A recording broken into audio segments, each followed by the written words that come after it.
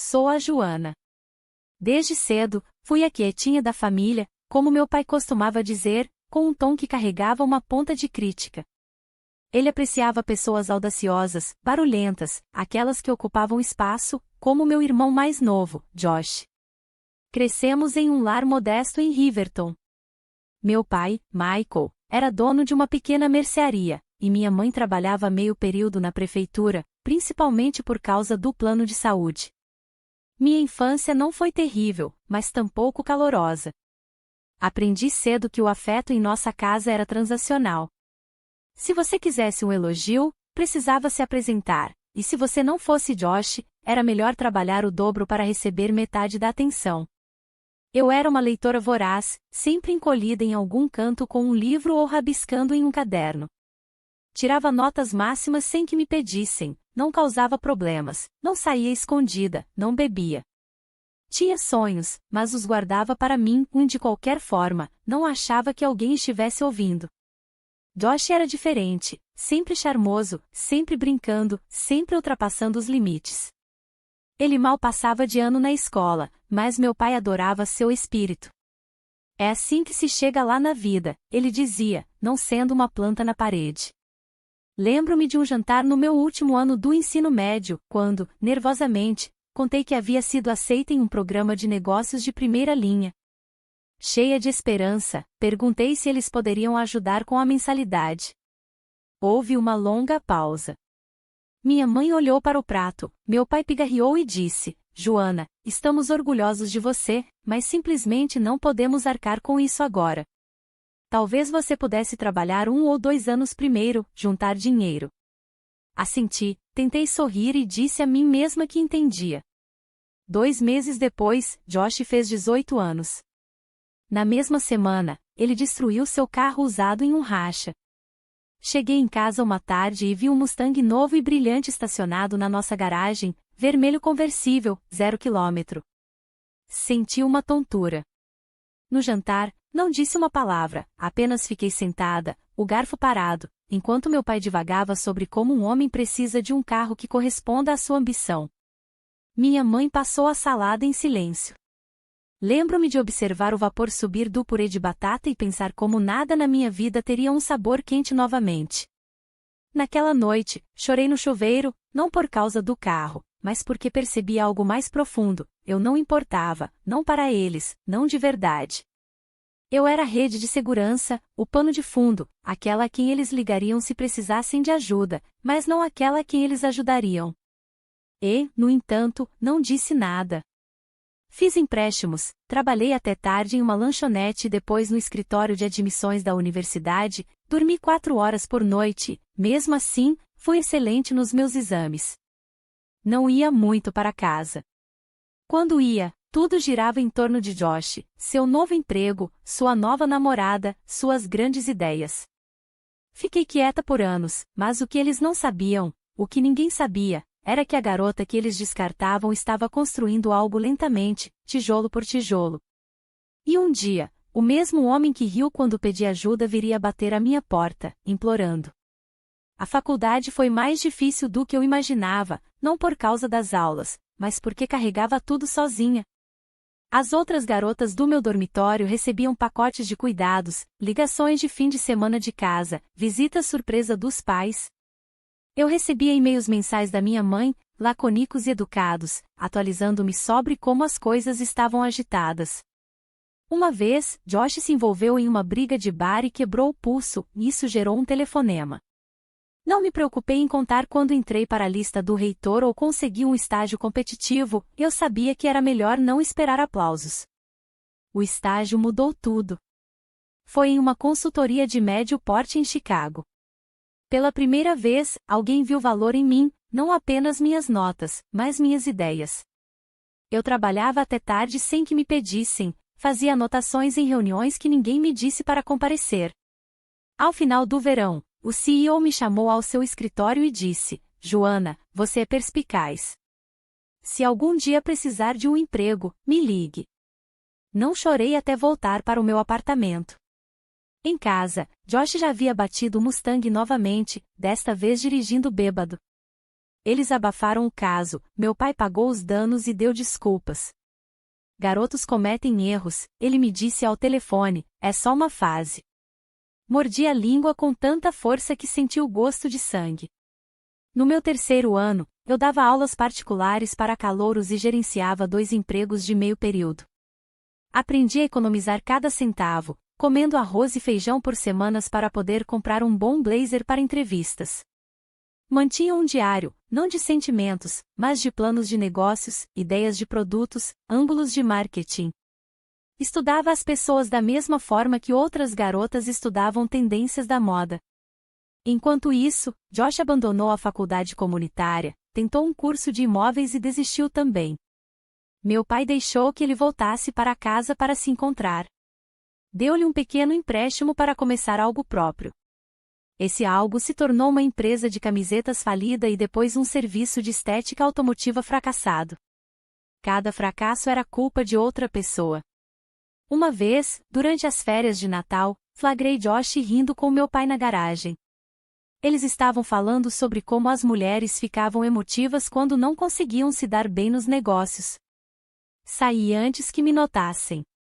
Naquelas férias, tomei uma decisão. Não ia mais implorar por um lugar no mundo deles. Eu construiria o meu próprio. Depois da formatura, não voltei para casa. Aceitei a primeira oferta da consultoria em Chicago, um cargo de nível inicial, mas com um salário decente. Aluguei um kitnet com tinta descascando e ratos nas paredes, e amei cada centímetro dele. Ninguém ligou para perguntar como eu estava me adaptando. Parei de esperar que se importassem. Mas não havia esquecido cada noite mal dormida, cada conquista ignorada, cada traição silenciosa. Eu me lembrava, e eu não havia terminado. O primeiro ano em Chicago foi brutal, mas estimulante. Em Chicago, eu era uma anônima em uma cidade que não se importava com o meu sucesso ou fracasso, e eu amava isso. Tudo que eu ganhava levava meu nome, e somente meu. No trabalho, eu absorvia tudo. Enquanto outros batiam o ponto a 5, eu ficava para trás, analisando relatórios, observando consultores seniores lidarem com clientes. Mantinha anotações em um caderno de couro gasto que nunca saía da minha vista. Eu não estava buscando sucesso, eu estava estudando. 6 meses depois, fui designada para um projeto que outros haviam recusado, uma empresa local em declínio tentando modernizar suas operações. O proprietário estava exausto, a equipe desmotivada e os livros eram uma bagunça. Mas eu vi algo ali. Mergulhei de cabeça, reformulei a logística, digitalizei os sistemas, treinei a equipe. Conseguimos dar a volta por cima. Meu gerente notou, você tem faro para isso, ele disse. Você não apenas resolve problemas, você enxerga 10 passos à frente. Pela primeira vez, eu acreditei nisso. Enquanto isso, em casa, Josh já havia desperdiçado mais 2 ideias de negócios. Meu pai continuava injetando dinheiro nele, investimentos, ele chamava, enquanto me lembrava em mensagens breves e transacionais para ligar para minha mãe às vezes. Minha mãe nunca atendia quando eu ligava. Então veio o casamento. Josh havia conhecido alguém, uma garota de família abastada. O nome dela era Erika, bonita, elegante e felizmente alheia à bagunça em que estava se metendo. O casamento foi mais grandioso do que qualquer outro que nossa cidade já havia sediado em anos. Meu pai fez uma segunda hipoteca para fazer tudo certo. Fui convidada por obrigação. Fui porque queria vê-los, ver a expressão no rosto do meu pai quando eu chegasse em um terno azul marinho impecável que eu havia comprado com meu próprio salário. Sem acompanhante, sem drama, apenas eu, inteira e de pé. A recepção foi em um salão de festas alugado, com toalhas brancas, escultura de gelo e uma banda vinda de Saint-Louis. Meu pai fez um discurso que me deu náuseas. Meu filho Josh, ele é um sonhador, um construtor, um homem de verdade que corre atrás do que quer. Encarei meu copo de água como se pudesse quebrar pela tensão na minha mão. Ninguém me mencionou, nem uma vez. Erika sorria docemente para todos, e eu me perguntava se ela sequer sabia sobre a direção sob efeito de álcool, os empreendimentos fracassados, as discussões acaloradas atrás da garagem. Provavelmente não. Ela se agarrava ao braço dele como se não visse as bandeiras vermelhas tremulando ao vento. Naquela noite, voltei sozinha para o meu hotel. Fiquei olhando para o teto até o amanhecer e fiz uma promessa que não ousava dizer em voz alta. Um dia, eles se lembrariam do meu nome, não porque eu os forçaria, mas porque o mundo faria. Na manhã seguinte ao casamento de Josh, voltei para Chicago e não olhei para trás. Mergulhei no trabalho como se fosse oxigênio. Voluntariei-me para projetos difíceis, liderava workshops internos e comecei a construir uma rede pequena, mas leal, de mentores. Eu não tentava encantar as pessoas, apenas entregava resultados. Enquanto outros disputavam visibilidade, eu me mantinha focada na execução, e as pessoas notavam. Aos 27 anos, fui promovida a consultora sênior. Comecei a liderar pequenas equipes.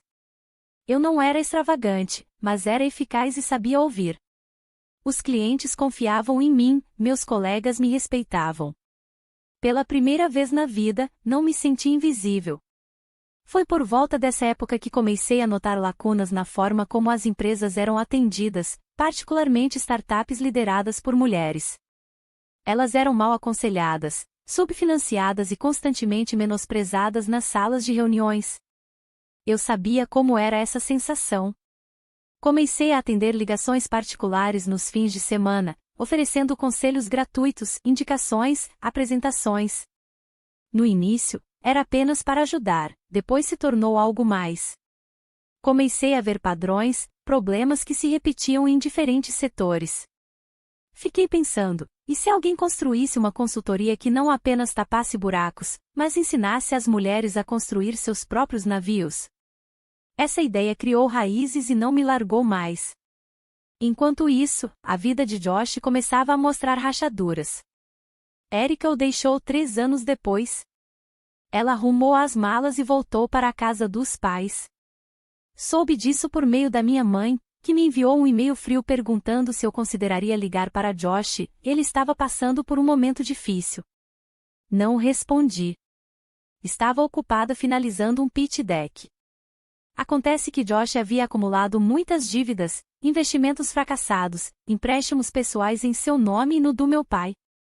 O carro havia sido vendido, a casa quase foi a leilão. Eu deveria ter me sentido vingada, mas não senti. Apenas me senti cansada, cansada das bagunças que ele fazia e da maneira como sempre esperavam que eu me importasse. Eu não ia para casa há quase 4 anos. Em uma sexta-feira à noite, enquanto trancava o escritório, encontrei uma chamada perdida de um número que não reconheci. Caixa postal. Ouvi a mensagem no silêncio do saguão. Oi, Joana, é seu pai? Estava me perguntando se poderíamos conversar. Tenho uma proposta. Algumas coisas mudaram. Me ligue, ok? Ele parecia menor, como se estivesse mastigando algo azedo. Fiquei olhando para o meu telefone por um longo tempo. Não liguei de volta, ainda não. Porque a empresa que eu estava construindo silenciosamente, metodicamente, estava prestes a ser lançada, e quando isso acontecesse, o mundo não conseguiria mais ignorar meu nome, especialmente ele. Na noite anterior ao lançamento discreto da minha empresa, fiquei em frente ao espelho do banheiro e tentei me lembrar da última vez que havia sentido medo, não nervosismo, medo daquele que te estremece por dentro. Talvez tenha sido na noite em que contei ao meu pai sobre a faculdade, talvez quando assinei o primeiro documento de empréstimo, talvez ambos. Mas isso parecia diferente, porque desta vez eu não estava pedindo permissão, não estava esperando aprovação, eu estava liderando. Lançamos em uma manhã de terça-feira tempestuosa. Nada glamouroso, sem champanhe, apenas um site pequeno e limpo, um escritório modesto e uma equipe de 4 mulheres brilhantes que acreditavam na missão. Consultoria para empreendedoras que estavam cansadas de serem ignoradas. Na sexta-feira, tínhamos nossa primeira cliente. Em 3 meses, tínhamos 12. O ponto de virada real veio 6 meses depois, quando uma revista nacional publicou uma matéria sobre as mulheres que estavam remodelando os negócios. Eu estava na capa, sob a manchete Joana Carter, a estrategista silenciosa. Enviei uma cópia para o endereço dos meus pais, sem bilhete, apenas a revista. Uma semana depois, recebi outra mensagem de voz: Joana, vimos o artigo. Sua mãe chorou. Eu estou orgulhoso de você. E, bem, sobre aquela proposta que mencionei, nós realmente poderíamos usar sua ajuda. Nenhum pedido de desculpas, nenhum reconhecimento do passado, apenas um pedido enterrado em lisonja. Não apaguei a mensagem, em vez disso, esperei. Eu tinha tempo agora, e influência. Finalmente liguei de volta 2 dias depois. Meu pai atendeu no primeiro toque. Ele parecia quase humilde. Disse que Josh havia deixado de pagar vários empréstimos, a casa da família estava à venda e a mercearia, o orgulho e o legado do meu pai, estava à beira da falência. Ele disse que havia tentado de tudo, mas simplesmente não era bom com números. Disse que tinha ouvido dizer que eu sabia como consertar as coisas. Fiz-lhe uma pergunta: você está pedindo um favor ou um emprego? Silêncio, depois, um emprego. Assenti lentamente, mesmo que ele não pudesse me ver. Bem, eu disse, envie seu currículo. Nossa equipe está contratando, mas só para você saber, não temos títulos como pai ou filho do dono por aqui. O silêncio do outro lado foi um som que esperei uma vida inteira para ouvir. Não triunfo, não vingança, apenas reconhecimento. E isso era suficiente por enquanto. Quando Michael chegou ao escritório para seu primeiro dia, estava usando um terno formal demais para o nosso ambiente. Seus sapatos estavam engraxados e seu rosto barbeado, como se estivesse tentando vestir dignidade como uma armadura. Eu mesma o encontrei no saguão. Bom dia, eu disse. Bom dia, Joana, ele respondeu, a voz baixa demais, os olhos evitando os meus. Levei-o até sua mesa, um dos cubículos menores no fundo, entre 2 de nossos analistas mais jovens. Era organizado, funcional, igual ao de todos os outros. Rafaela vai te colocar a par, eu disse. Estamos reestruturando o modelo de logística de um cliente regional, deve ser um terreno familiar para você. Ele assentiu, sem perguntas, sem agradecimentos, apenas um maxilar tenso e uma respiração silenciosa enquanto se sentava. Era surreal ver meu pai tentando se encaixar em um mundo que eu havia construído. Na hora do almoço, ele ficou parado desajeitadamente perto da geladeira, inseguro se podia se juntar aos outros. Observei da janela do meu escritório enquanto Rafaela, metade da sua idade e o dobro da sua confiança, o convidava com um sorriso caloroso. O velho Michael a teria dispensado, mas agora ele assentiu e seguiu. Josh apareceu 2 semanas depois. Não ligou nem enviou e-mail com antecedência, apenas atravessou as portas de vidro com um meio sorriso, os óculos de sol ainda no rosto, como se estivesse entrando em um clube. Minha assistente me ligou, tem um Josh Carter aqui, diz que é seu irmão. Quase ri. Saí do meu escritório e o vi encostado na recepção, flertando com a recepcionista. Josh, eu disse, a que devemos o prazer? Ouvi dizer que o pai está trabalhando aqui agora, ele disse, abrindo os braços como se fosse uma piada. Achei que poderia haver espaço para mim também. Pesquei. E o que exatamente você está oferecendo? Ele zombou. Vamos lá, Jo, você sabe que sou bom com pessoas, marketing, networking, o que for posso agregar valor. Olhei para ele de cima a baixo, ainda vestido como se tivesse algo a provar, ainda confiando no charme e na confiança que não haviam conquistado nada. Envie um currículo, eu disse secamente. Se algo se encaixar, entraremos em contato. Seu sorriso vacilou. Sério? Ele saiu sem apertar minha mão. Naquela noite, Michael ficou perto do elevador. Isso era realmente necessário? Ele perguntou. Ele está passando por dificuldades. Virei-me para ele. Eu também passei, por anos. Você nunca me deu nada de mão beijada. Por que eu deveria começar a dar agora? Ele não discutiu, apenas assentiu. E aquele silêncio não era rendição, era compreensão, finalmente. Josh não desapareceu. Uma semana após sua visita não anunciada, soube pelo RH que ele havia enviado um currículo básico, que convenientemente omitia sua série de fracassos e inflacionava seu papel na estratégia dos negócios da família. Ele até listou liderança empreendedora como uma habilidade. Dei uma olhada rápida, revirei os olhos e entreguei ao meu gerente de contratação com uma única nota: tratar como qualquer candidato externo. Sem tratamento especial. Foi rejeitado 2 dias depois, mas isso não o impediu. Ele começou a aparecer em nossos eventos públicos de networking. No início, era inofensivo, tomar uns drinks, mencionar meu nome, socializar com clientes que ele não tinha o direito de abordar. Ele disse a um de nossos consultores juniores que estava consultando nos bastidores e disse a outro que eu e ele estávamos conversando sobre a formação de uma nova divisão. Ele não estava apenas desesperado, ele era perigoso. Quando confrontei em um painel de sábado que estávamos co-organizando com uma aliança de fundadoras, ele sorriu como se estivéssemos compartilhando uma piada particular. Relaxa, Jo, só fazendo conexões. Este não é o seu parquinho, eu disse, a voz baixa, mas firme. Você não faz parte desta empresa. Pare de insinuar o contrário. Ele ergueu uma sobrancelha.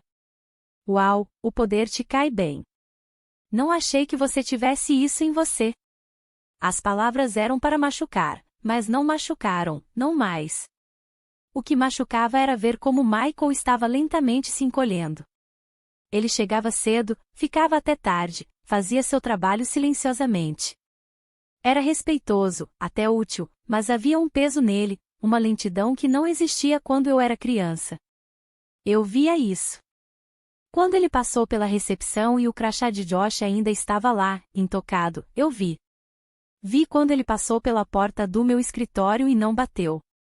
Uma noite, o flagrei olhando para a placa com os valores da empresa no corredor, letras brancas e ousadas, integridade, responsabilidade, visão. Ele se virou quando me notou. Você realmente construiu isso, ele disse baixinho. Assenti. Eu construí. Houve uma longa pausa. Eu não facilitei para você. Não respondi. Não precisava, porque o pedido de desculpas não era mais o ponto. O passado não precisava ser reescrito, e eu havia sobrevivido e o superado. Mas o futuro, esse era meu agora, e Josh não ia pegar um pedaço dele só porque havia ficado sem destroços para se agarrar. O incidente aconteceu 2 semanas depois. Foi durante uma apresentação importante, uma colaboração entre nossa empresa e um cliente de alto perfil do setor de tecnologia. Meses de trabalho culminaram naquele momento. Estávamos em uma sala de conferências com paredes de vidro, daquelas onde tudo ecoa, vozes, olhares, julgamentos. Bem quando íamos começar, notei algo estranho. Josh estava do lado de fora da sala de conferências, conversando animadamente com a assistente do cliente, apontando para dentro, gesticulando em minha direção. Pedi licença, saí e o ouvi dizer: tenho aconselhado a equipe neste projeto desde as primeiras etapas. Joanna tem a execução, mas eu ajudei a moldar a ideia, sabe? Era uma mentira, descarada e imprudente, e pior, estava plantando sementes de dúvida minutos antes de um acordo crucial. Interrompi: Josh, posso falar com você em particular? Seus olhos piscaram para os meus e depois voltaram para a assistente. Um segundo, Jo, só explicando o contexto aqui. Ele me seguiu pelo corredor, convencido como uma criança que pensa que está se safando de algo. No momento em que a porta se fechou atrás de nós, me virei para ele. Você acabou de mentir de novo, na propriedade da minha empresa, durante uma apresentação para um cliente. Ele revirou os olhos. Relaxa, não é como se eu estivesse tentando te machucar, estou ajudando, impulsionando a marca. Não, você está explorando, eu disse. Você está sabotando algo em cuja construção não teve participação. Você deixou claro que não respeita o que eu faço, mas agora que há sucesso, você quer reivindicá-lo. Seu sorriso desapareceu.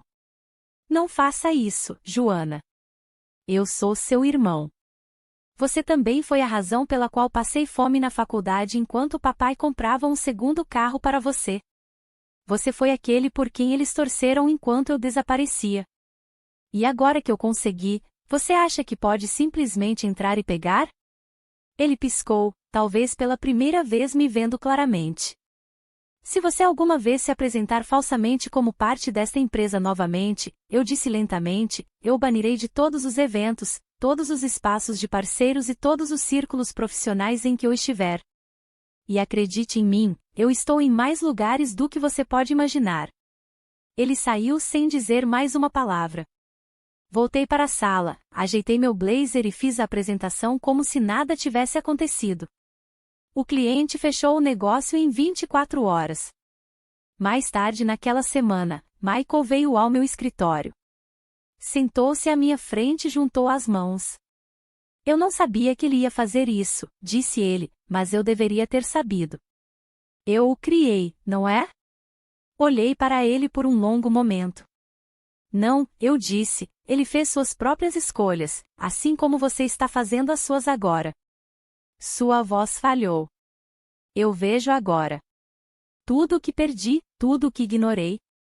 Não posso voltar atrás, Joana, mas posso ser diferente agora, se você me permitir. Não foi um pedido de desculpas completo, mas foi real, foi merecido e, pela primeira vez, não era tarde demais. O silêncio que se seguiu foi diferente. Josh parou de aparecer. Sem mais eventos de networking, sem visitas inesperadas ao escritório. Seu nome desapareceu da minha caixa de entrada, de conversas sussurradas, da culpa persistente que se agarrava aos cantos da minha mente. Mas eu sabia que aquele silêncio não significava paz, significava retirada. Michael, porém, era diferente. Continuou vindo trabalhar, continuou fazendo perguntas, voluntariou-se para tarefas que outros ignoravam e até começou a orientar um de nossos estagiários. Ele não fingia ser algo que não era, não tentava impressionar ninguém, apenas aparecia dia após dia, como se estivesse tentando recuperar o tempo perdido da única maneira que podia, dando o tempo que lhe restava. Uma tarde, encontrei uma pasta manila enfiada por baixo da porta do meu escritório. Era de Josh. Dentro havia uma carta, escrita à mão, desordenada, com manchas de lágrimas em alguns lugares.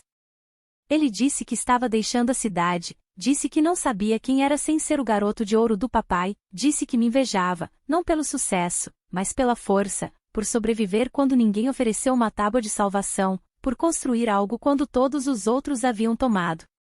Ele não pediu perdão, mas se despediu. Fechei a pasta e fiquei sentada na minha cadeira por um longo tempo.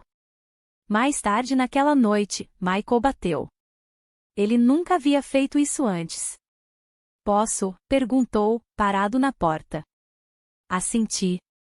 Ele ficou em silêncio por um momento, depois, com as mãos trêmulas, alcançou o bolso e deslizou algo pela minha mesa. Era minha antiga carta de aceitação da faculdade, amassada, desbotada, dobrada 100 vezes. Eu guardei, disse ele. Todos os dias em que não te ajudei, eu guardei isso. Disse a mim mesmo que faria melhor da próxima vez, mas não fiz. Olhei para o papel, para a tinta que marcava um ponto de virada que mais ninguém havia visto. Estou orgulhoso de você, Joana. Não pela empresa, não pelo título, mas por nunca ter se tornado o que eu fui. E foi isso. Não um grande gesto, não um final de filme, apenas duas pessoas, uma finalmente vendo a outra, finalmente sendo vista. A primeira vez que fui apresentada como CEO em uma cúpula nacional. Naquele momento, estava atrás do pódio, diante de uma plateia de mulheres que não se pareciam em nada com o meu passado, mas representavam tudo o que era o meu futuro.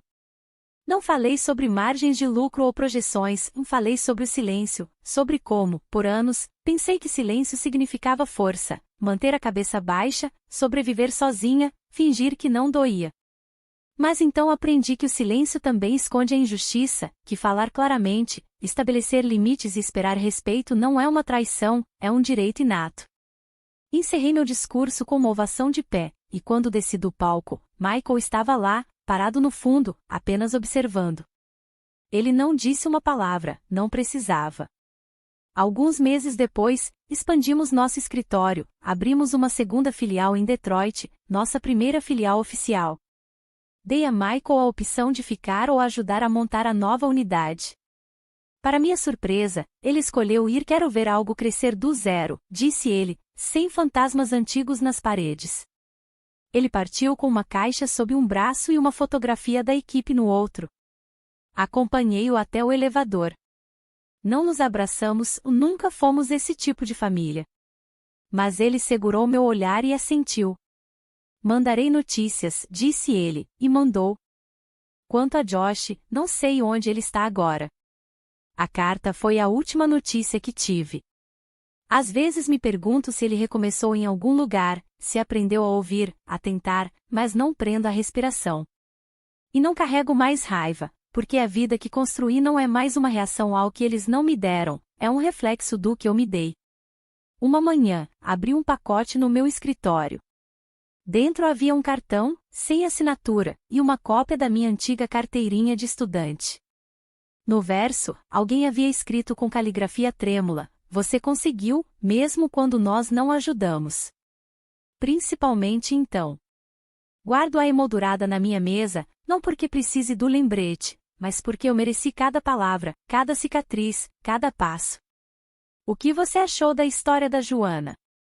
Nos conte aqui nos comentários. Se você gostou dessa história, por favor curta e compartilhe e se inscreva no canal para não perder nenhuma história.